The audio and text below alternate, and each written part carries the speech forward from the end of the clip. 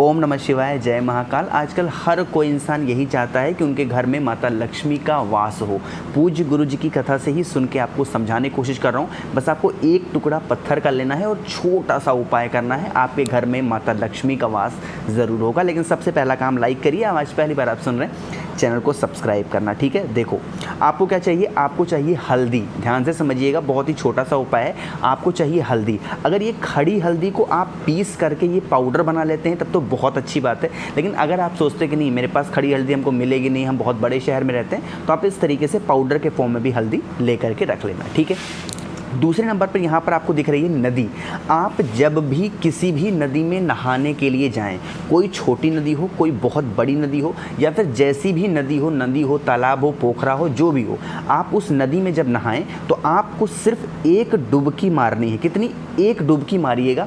और जब आप डुबकी मारेंगे तो अपना हाथ नीचे डालिएगा इस नदी में और उसमें से कुछ पत्थर, चाहे एक पत्थर, दो पत्थर निकालिएगा। और अगर पत्थर नहीं हो नीचे नदी में तो आप वहाँ की मिट्टी को बाहर निकाल लीजिएगा, ठीक है। इतना कर लिया, फिर क्या करेंगे, मान लेते हैं कि आपको नीचे से पत्थर मिला, फिर आप उसी नदी के किनारे एक पत्थर को ला करके इस तरीके से रखेंगे, ठीक है। देखो एक बार बताने की कोशिश कर रहा हूँ। इस तरीके से एक पत्थर मान लीजिए आपको मिला और यहाँ पे ला के आपने रखा, ठीक। फिर क्या करिएगा, इसी पत्थर के एकदम ठीक सामने आपको क्या करना है, एक स्वास्तिक का निर्माण करना है। किसका?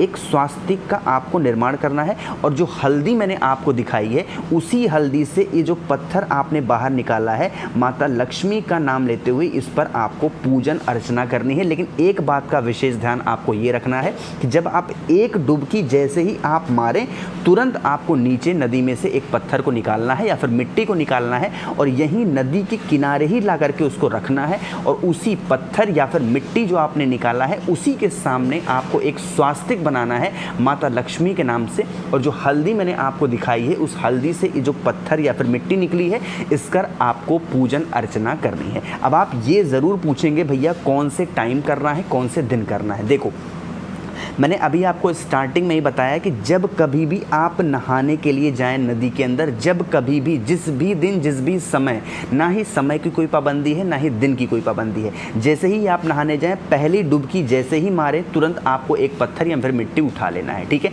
जब आप पूजन अर्चना कर लें, उसके बाद आपका मन हो तो फिर से जा करके नहा लें। अगर मन नहीं है तो फिर से आप अपने बाहर निकल करके आप अपने घर जा सकते हैं, ठीक है। तो छोटा सा उपाय था, पूज्य गुरु जी की कथा से ही सुन के आपको समझाने की मैंने कोशिश की है। अगर वीडियो पसंद आई है तो एक बार लाइक करिएगा। आज पहली बार आप सुन रहे हैं, चैनल को सब्सक्राइब करना। कुछ पूछना रहा करें नीचे कमेंट में ज़रूर पूछा करिए।